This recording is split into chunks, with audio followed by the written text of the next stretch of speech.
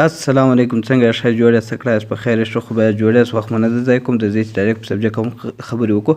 سبجیکټ د شروع کول د مخ څخه کوم یو دا په دې کې یو داسې یو عکس راغلی چې هغه غیر مسؤلي عکس و، یا داسې یو بله خبره راغله په هغه کې به بخښه کوئ، ولې دا چې دا ګورئ پلای ټیپون استعمال کوي یوازې کول په دې کې داسې شیان راځي چې هغه د فیملي سره سړی نشي کتلی سي تر دې چې مخ ته ځو. پرولیکټین نو اوس موږ څه شي راخیستی دی؟ هارمون مو راخیستی دی. په هغه کې کوم هارمون راخیستی دی؟ پرولیکټین هارمونز مې راخیستی دی سي ده. پرولیکټین چې دی هغه یو قسم هارمونز دی سي ده. اوس ځو مخ ته. پرولیکټین از پروډیوس ان د انټیریر پituitary glands by the electrotropic cells. پرولیکټین د الکتروټروپي د حجرو لخوا په مخکني پچوټري غدود کې تولید کېږي. یعنې د مطلب دا دی چې کوم دا هارمون چې دی دا په پچوټري کې جوړېږي. کوم چې د مخ پچوټري دی، یو انټیرر دی یو پوسټیرر دی. دا انټیرر خواله کوم چې دی په هغه کې دا جوړېږي، او د دې چې د په کوم د دې حجرې چې دی دغه حجرو نوم چې هغه نوم دی الکتروټروپي سیلز په نامه باندې دی سي ده. ځې مخ ته ځو. او د دې فنکشن چې دی د دې فعالیت چې دی د دې مقصد چې دا موږ چې دپاره کوو اوس په دې کې د مستند خلاص کوم ځای ده. اول چې دی دا په زنانو کې ډېر مهم رول لري، په نارینهو کې هم لري، هغه دونه نه لري خو په زنانو کې ډېر مهم رول لري سي ده.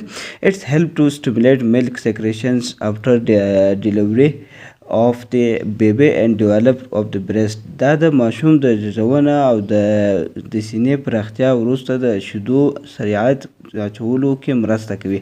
یعنې د دې جملې مطلب دا دی، د جملې مطلب دا دی چې دا دی وایي چې کوم وخت چې کله کوچنی پیدا شي، کوچنی چې نه پیدا شوی یا واده چې نه شوی د هغو کې دا پرولیکټین لیول تقریبا بیخي د زیرو په حساب کې سي ده، چې هغه یا د ټو په حساب کې ول دا چې واده وشي بیا دا کوچنی چې پیدا کېږي راخوښ شي. نو د دې جملې مطلب دا دی چې دی وایي سټیمولیټي ملک سیکریشنز، یعنې دی سټیمولیټي دی اجازه ورکوي دی علاقهيي شیدې، کوم شیدې چې زنانې په تو کې یا په سینه کې هغه جوړوي سیکریشن کې علاقهيي. نو څه وخت علاقهيي چې کله د کوچنی پیدا سي نو هغه وخت دا شیدې جوړوي هلته برست سره غټ سي، یعنې دا کوم چې ته چې دی دا غټېږي سره نو دا کې دی رول ادا کوي. دا کوم چې دی د پرولیکټین لیول چې دی دا نو هلته برست هم غټېږي سره هلته ولې ګلینډ سره زیاتېږي. دا کوم د ملک ګلینډ چې جوړوي هغه کوم په دې کوچني لیکټین په نامه یو قسم ګلینډ هغه سره غټېږي، نو دا ته هم غټېږي. په دا عکس کې وینئ دا ته هم سره غټېږي، نو هلته بیا د شیدې جوړېږي دا کوچني دپاره سي ده. نو د دا اول مقصد دا دی چې د شیدې جوړې کړي او برست غټ کړي. بل ته چې سم کې اټس هیلپ ټو مینټین د لیکټیشنز پروسس، د شیدو کولو پروسس ساتلو کې د مرسته کوي. یعنې کوم چې د شیدو پروسس یعنې دی اوس داسې کوي چې کله شیدې زیاتې رایله کړي یا شیدې کمې رایله کړي دا ټوله د ده په لاس کې ده، دا پرولیکټین په لاس کې دی د زنانو داسې.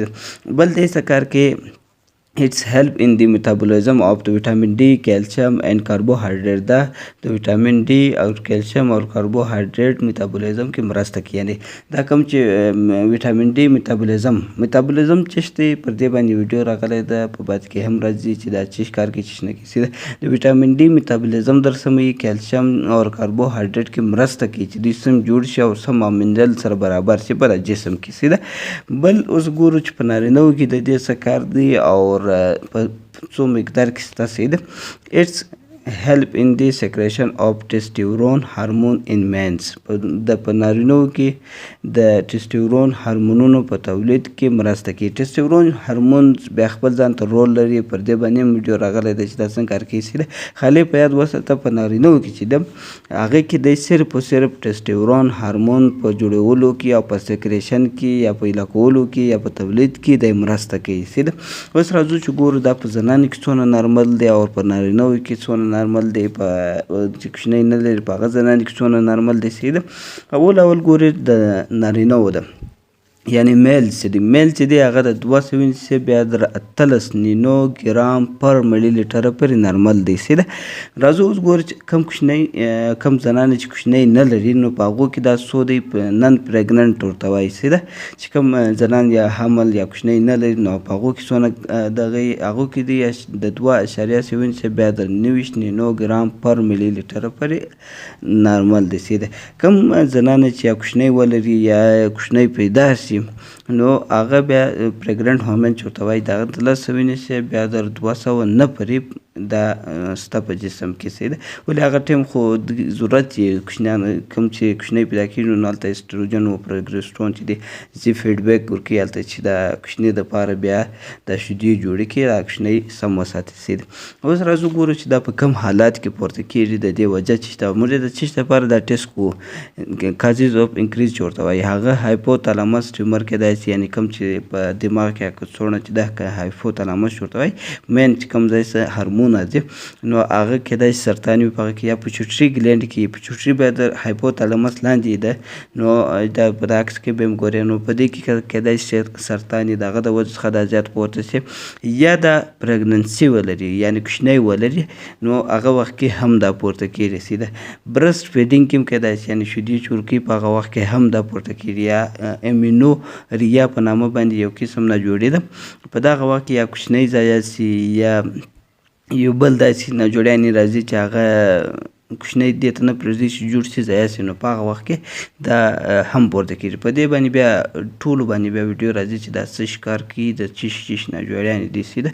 ګلکټوریا په نامه باندې یو قسم ناجوړي ده دا بیا دا برسټ نیپل دی دا نیپل دا په عکس کې به وینئ نو د دغه څخه ډسچارج چې دا لا شیدې تویېږي بې لاره تویېږي نو په داسې حالات کې هم دا پورته کېږي سیده. یا انفرټیلیټي یعنې انفرټیلیټي مطلب دا دی چې کوم هګۍ نه چې کوم هګۍ چې په تخم کې تخمدان کې چې نو هغه تخمي کېږي نه فرټیلیټي نه لري نو هغه یو مسله پیدا کېږي یعنې چې هغه منسټرل سایکل یا اورین سایکل کې مسله وي نو بیا دا انفرټیلیټي نه کېږي سیده. یا هایپوتایراډیزم یعنې د تایراید مسله وي دا د ستوني کوم خطوط چې په دغه کې یو مسله وي هغه پورته سوي یا هغه کښته وي د هغه د وجې څخه هم دا شیدو د پرلوکټین چې دی دا پورته سي سیده. یا لو سیکس ډرایو وي یعنې سیکس جنسي خواهش یا هغه یې کم وي د هغه د وجې هم دا کښته کېږي سیده. بیخي ډېر ناجوړیان دي په دا عکس کې به هم زه در ښکاره کړم یو عکس دی دا وګورئ ګوډۍ به درته پرېږدم خیر بیا ځو اوس مخ ته ګورو چې دا په کم حالات کې انکریز کېږي پورته کېږي ویم کښته کېږي سیده. لو کنډیشن چې یا خو انکریز مې درته وویل اوس لو کنډیشن ته ځو سیده.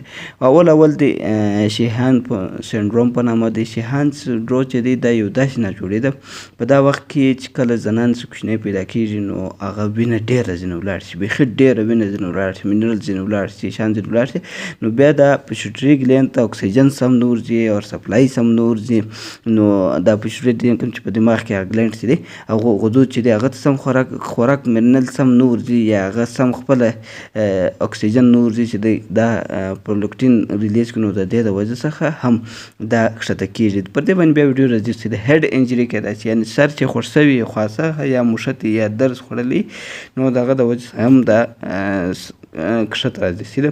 یا انفیکشن کېدای شي لایک ټوبرکلوسیس چې ورته وایي ټي بي کوم چې ټي بي مریضي چې په هغه کې ولې ټي بي چې د ټوله منرل ګرد شیان ځینې خوري وزن یې کمیږي نو بیا دا پرلوکټین لیول کښته راځي. یا یو بل انفیکشن کېدای شي وایرس د هغه د وجې څخه هم دا کښته کېږي.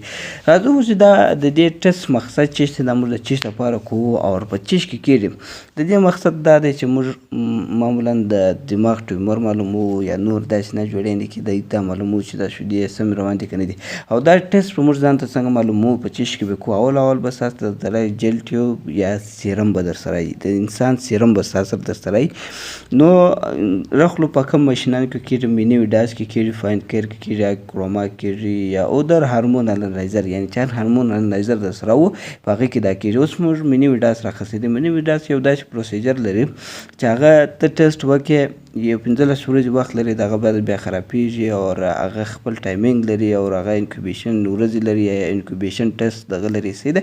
زه دا عکس وینې د ویډیو کې ګرده د معلومیږي کټ راخیستل غواړي کټ په دا کونج کې کوچنی سوری په هغې کې 200 مایکرون سیرم ولېږي د هر یو د بیا خپل چارټ مکمل د دې ماشین سره چارټ درکوه کېږي سیده.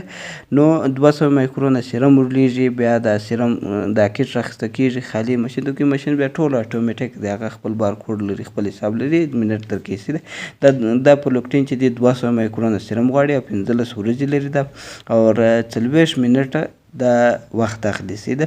او ځینې دا چې ته خپل استعمال کې بیا د ډېر ښه سم سر په خلاصېږي او کوم ویډیو خوښ شوي د سره شیر کړئ لایک وکړئ کوشش کوئ چې یو بل ته فایده ورسوئ.